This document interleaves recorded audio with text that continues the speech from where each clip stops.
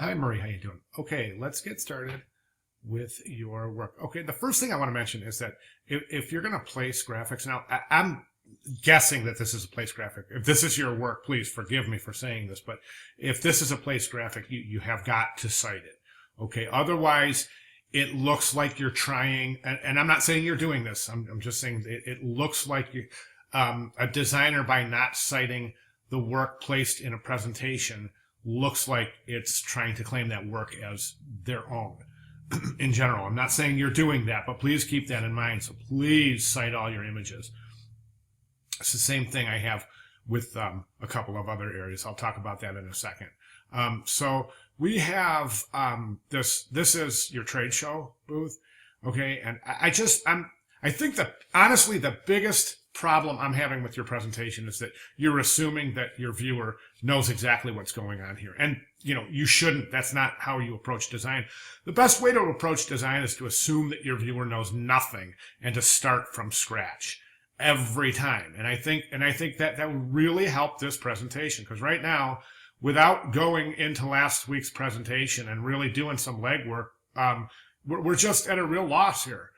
So I guess this is the trade show booth, and you're saying materials. So let's look at the materials, okay?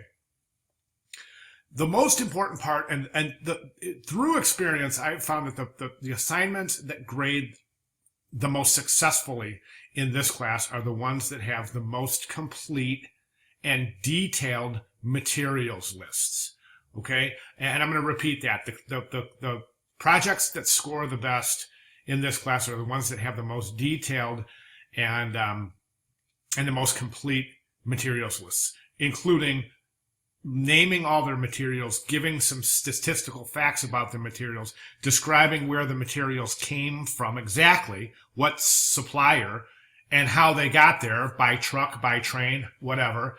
And that is how much detail we are looking for in our materials lists, okay? So by just saying other reclaimed wood, that's just not saying anything at all, okay? Post-consumer recycled cardboard's a good start. Soy ink's a good start. But what kind of soy ink is it? Where did it come from?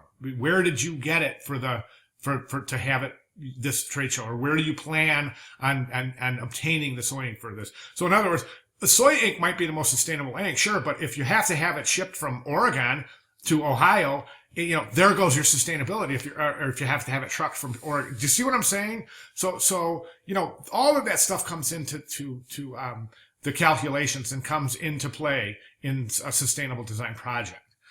Okay, so the assignment asks you basically to label everything, and that means label it, like the microscope I'm using as the example. That's labeling, right? But you'll just be giving a couple of paragraphs on each part. So like the microscope, you'll be pointing to your paper and saying, this is so-and-so percent post-consumer recycled fiber, non-bleached from the so-and-so paper company, guaranteed to be blah, blah, blah, purchased at a local office supply store, okay?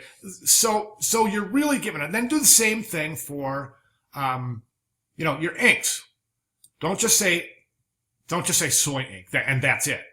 Did you see what I'm saying? You really got to get into detail here. Really got to get into detail. So, and then we need to know what the table's made from, the top of the table. You can't just say latex. That doesn't tell us anything at all. Okay, so please, let's get super detailed with your materials. I'll say that points to success. Right now, I'll be honest with you, you're not there. Okay, material, soy-based ink, paper from post-consumer recycled material. I mean, that doesn't mean, honestly, in the real world, this doesn't mean anything. You have to give facts and figures, point to statistics, show us you've done your research. Okay? This piece, I'm thinking that this is the giveaway, and it's a calendar. Do we know how big it is? We don't have any measurements. How do you write on it? Is it a dry erase board? If so, it's got to have a lot more detailed description of materials than post-consumer recycled material. Okay? The other thing I wanted to mention here is the pen. Is there a pen? Where's the pen? What's it made from? What is the ink made from? Why is it the most sustainable? Do you see what I'm saying? Every one of the things, every material in every one of your pieces needs to be described. Okay, now I talked about this tree here and the placement of this tree, and some might think that the designer, by placing it here, would assume that they're trying to claim it as their own or present it as such. If this isn't your tree, this will have to be cited too. Okay, I do not recommend using this if it's not your own work, because come portfolio time, you have a portfolio of reviewers sitting in front of you saying, "Well, that's a nice tree. What did you create that in?" And you say, "Well, I placed it from clip art or something." That's just not a good, that's not a good way to go in graphic design. So the assumption is that all of the work you're showing is your own work. Okay, make sense?